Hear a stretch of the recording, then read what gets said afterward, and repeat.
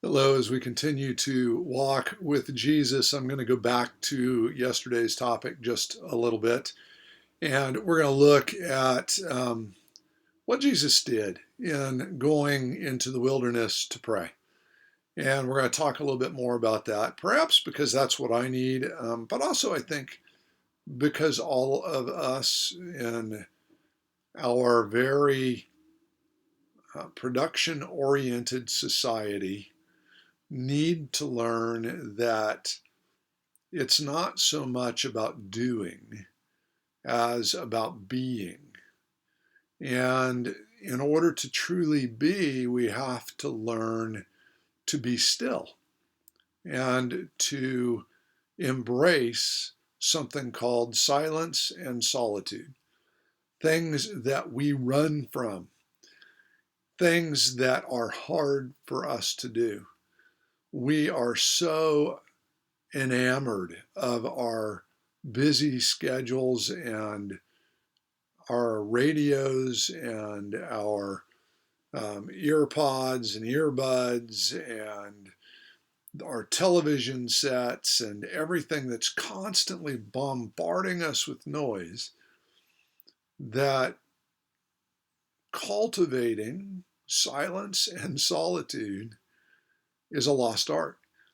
And I don't know about you, but I know about me, and I know that I need this. And so from Jesus, once again, we have this at the end of 5:12 to 15, which I looked at yesterday. First, he healed the leper, and then in verse 15 of that, it says, "But now even more the report about him went abroad, and great crowds gathered to hear him and to be healed of their infirmities."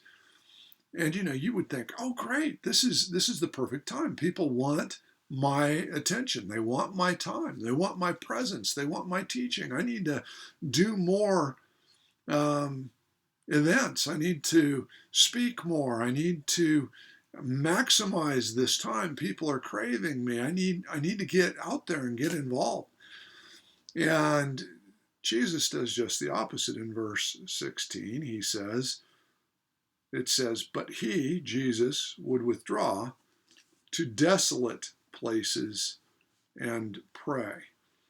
And when we think about that, desolate places and prayer, we're thinking about silence and we're thinking about solitude.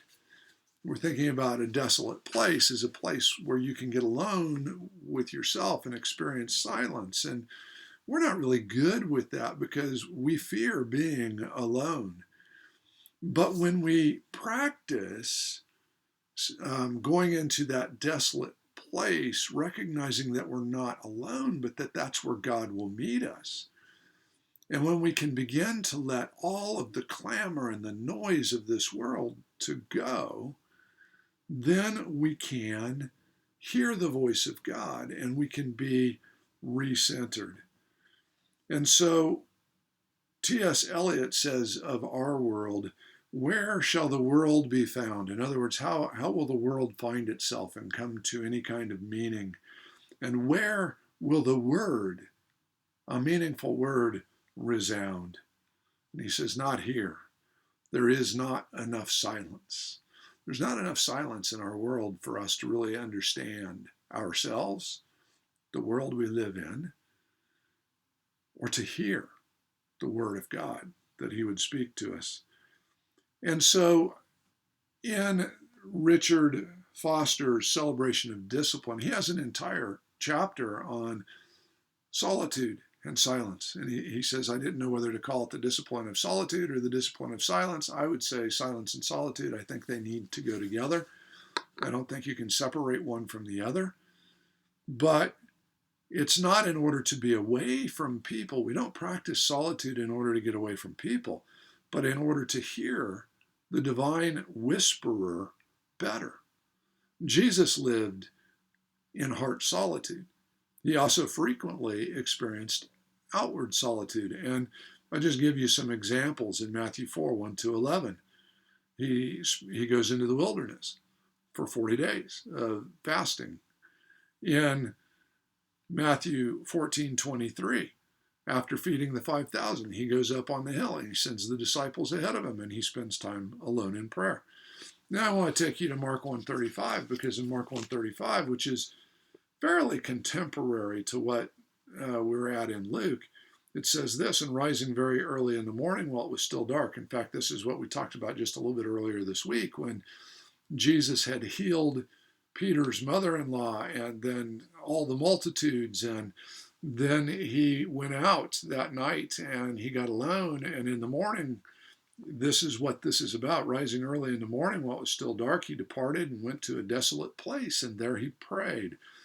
He removed himself from the clamor and from the attention and from the noise in order to hear the voice of God, in order to experience his presence.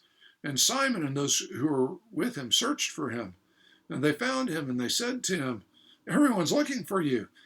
And he said to them, let us go into the next town, that I may preach there also, for that is why I came out. And so we kind of covered this already, but the notion is that if we're going to have our hearts oriented to the heart of God, and if we're going to follow Jesus and be like Jesus and do the things of Jesus, then we too are going to have to practice this withdrawing and getting alone and practicing silence and solitude. Dietrich Bonhoeffer, in Life Together, titled one of his chapters, The Day Together, and I remember that, and the following chapter, The Day Alone. They're both great chapters in his book.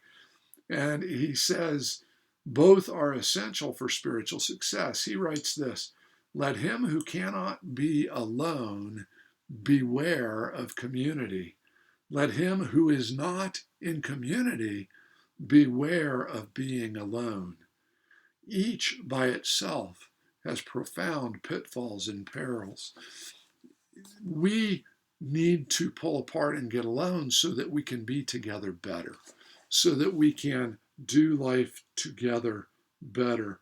We must seek out the recreating stillness of solitude if we want to be with others meaningfully. We must seek the fellowship and accountability of others if we want to be alone safely. These are, we have to be wary of all of these things. And the point that I'm wanting to get a hold of for myself today, and the reason that I kind of came back to this verse again, is that we have to learn to empty our lives of noise and really strive to hear. And that's scary, because it makes our own heart more visible to us. And that's sort of the point, is to get alone and allow God to reveal our heart to us so that he can change it and transform it so that we can re-engage our world in a way that's healthy and meaningful. Well, brothers and sisters, I hope that in this walk with Jesus, you'll take time to pull yourself apart and really stop and listen for the voice of God. Because if you do, you will hear him. God bless you.